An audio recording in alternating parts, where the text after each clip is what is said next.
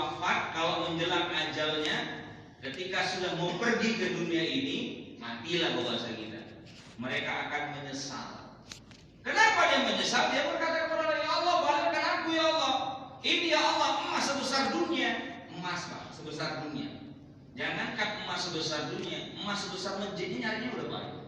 Pernah Bapak nampak emas sebesar masjid? Tidak ada kan?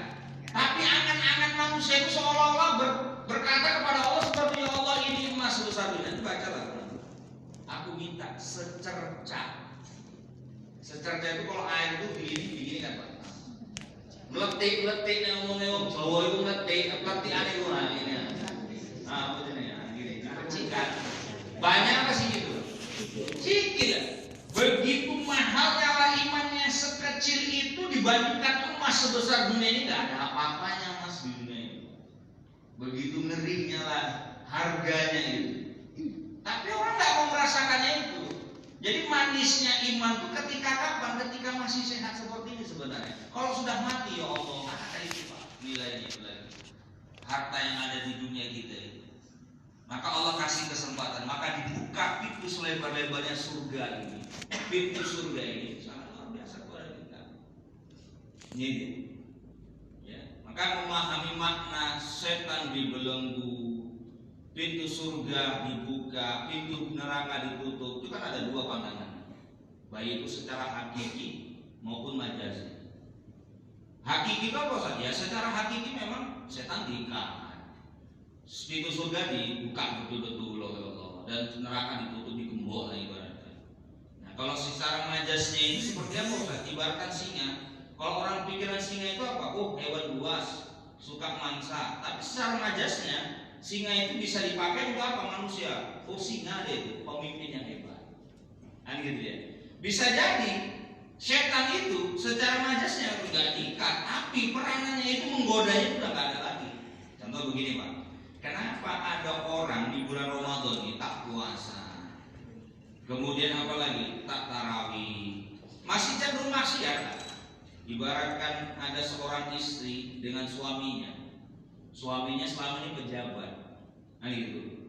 Jadi hidupnya biasa-biasa saja, ya biasa-biasa saja, walaupun udah eselon 1 tapi hidupnya biasa-biasa saja. Datang istrinya, bang, apa deh? Kayak malah kawan abang. Kenapa? Tahun apa? Tuh, eselon 2. Abang eselon 1. Mobilnya Pajero Sport, Bang. Abang mobilnya Avanza itu pun 2010 yang lalu. Enggak mungkin diganti.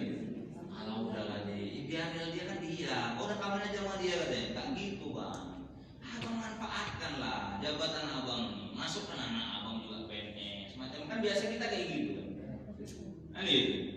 Istri pengaruh istri. Ya awal mula nggak terpengaruh suaminya. Lama terus dibisikin terus sama istrinya. Ada pula kesempatan. Ada kesempatan. Dan itu bisa diambil aja, nggak ada masalah. Nggak kena KPK dan sebagainya. Diambil. Oh, kira-kira istri senang nggak gitu? Oh, di Pajero Sport, beli rumah baru, ya kan? Dikasih uang belanja lebih senang nggak ini itu. Udah nggak usah mempengaruhi lagi. Kesempatan itu terus dilakukan oleh suaminya. Terus akhirnya istrinya mati. Begitu istri yang mati, kira-kira suami itu berhenti atau tidak? Enggak lah. Kenapa? Karena sudah biasa. Meskipun iblis, meskipun setan dibelenggu oleh Allah, diikat oleh Allah di bulan Ramadan ini, karena udah biasa maksiat kawan tuh, ya terus lah, kan gitu ya. Jadi kalau udah biasa nggak ke masjid ya, sekali-sekali ke masjid ya, pas terakhir ke masjid ya, oyong. Kan gitu lah, itu pengaruhnya. Pas rame-rame pertama Ramadan rame orang tuh, kan gitu dia. Begitu nanti di akhir-akhir begini merosot, ya persoalannya itu. Kan itu. Nggak pernah membiasakan orang yang loyal ke masjid inilah yang rajin ke masjid. Memang dari awal begitu sampai akhir juga begitu. Karena udah terbiasa. Orang yang berbuat maksiat juga sama seperti itu. Maka betul kata Al-Ghazali, manusia itu kan seperti lampu, bola lampu hatinya. Lampu teplok, nah mobil itu lampu teplok, lampu sendiri. Ya, kata orang dulu lampu teplok. Ya, kalau hidup aja terus lampu itu, nggak pernah dicuci, kira-kira nampak lagi nggak cahayanya? Ya enggak lah, harus dicuci. Hati manusia juga sama, hidup pengaruhnya, dosanya nutup, itulah jelagah dosanya. Nggak pernah dibersihin, yo karat. Nggak bisa cahaya itu keluar, cahaya dari luar pun nggak bisa masuk. Maka kalau bapak-bapak orang yang nggak pernah ke masjid, nggak pernah sholat aja, Pak ke masjid yuk. Kira-kira cakap dia apa? Kira salah katanya. Iya kan? Iya, karena cahaya Bapak yang Bapak sampaikan itu kan cahaya kebaikan. Begitu disentuh ke hatinya nggak bisa masuk. Karena apa? Udah tertutup dengan jelagah dosanya. Hatinya dia nggak bisa mengatur keluar.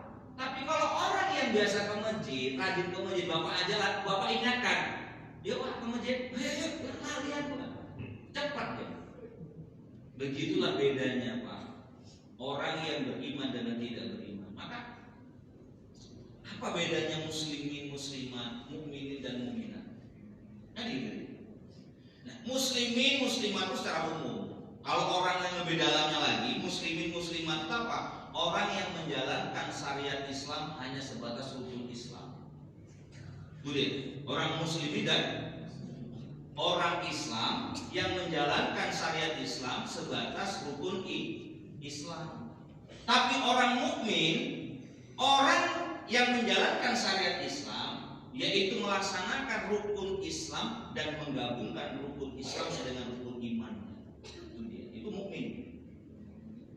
Ada orang yang sholat, rukun Islam itu sholat, tapi nggak pernah dia merasa menangis, ya Allah ini sholat terakhir, ya Allah sholat nangis. Itu orang yang mukmin.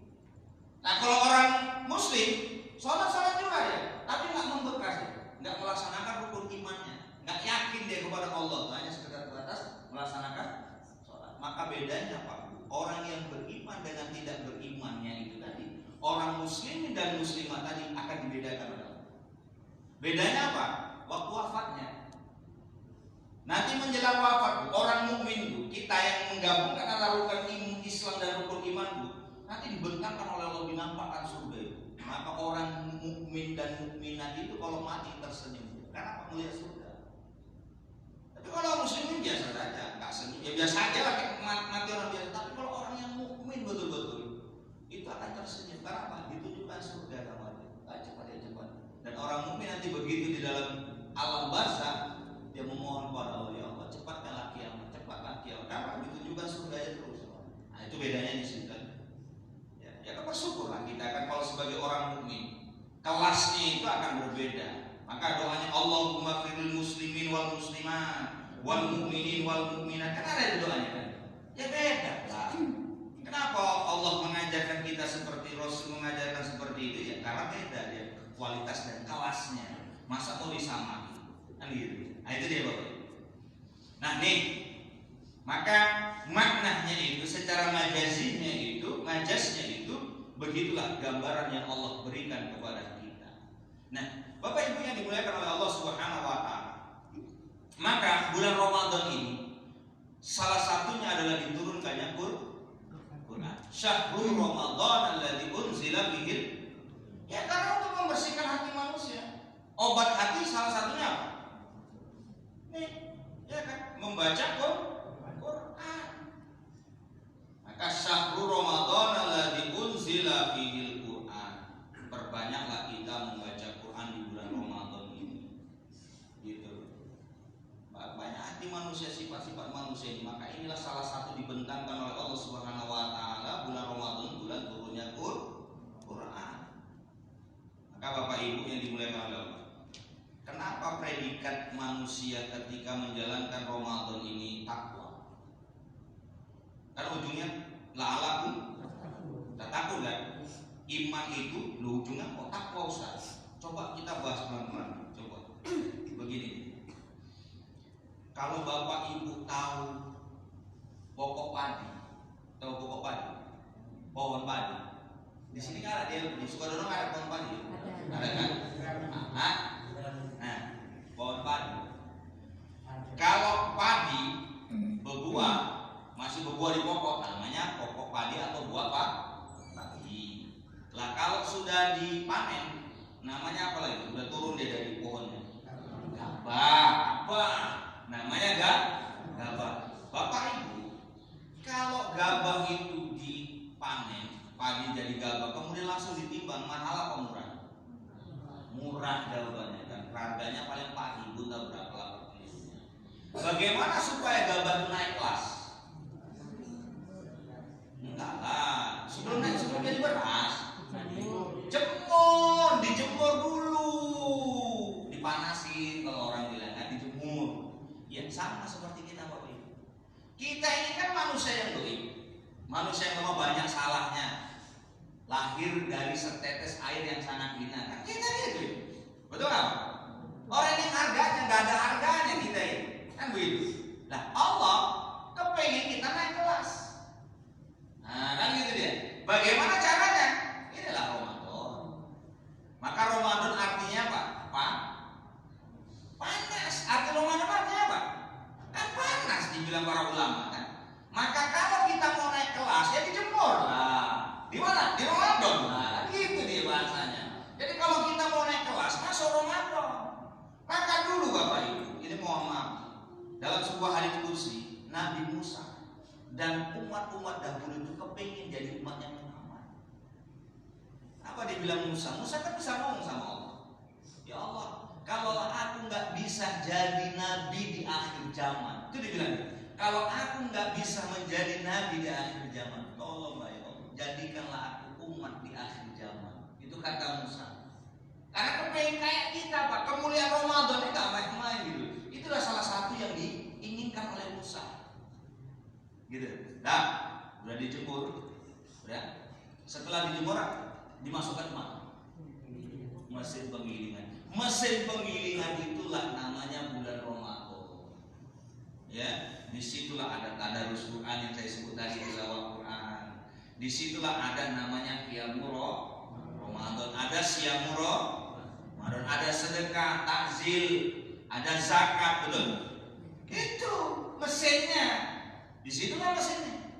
Begitu dimasukkan gabah-gabah yang kering tadi, dimasukkan pelan-pelan. Kira-kira ada nggak gabah yang lompat? Meletik, lompat, ada nggak kira-kira? Saya tanya sama bapak-bapak ibu, kira-kira di dalam bulan Ramadan ini ada nggak orang yang meletik juga? Nggak sholat tarawih, kan meletik juga. Ada nggak orang nggak puasa? Ada. Ada yang nggak baca Quran? Ada. Ada yang nggak zakat? Ada. Ada yang nggak infak? Banyak Ustaz. Ikut jenengnya meletik.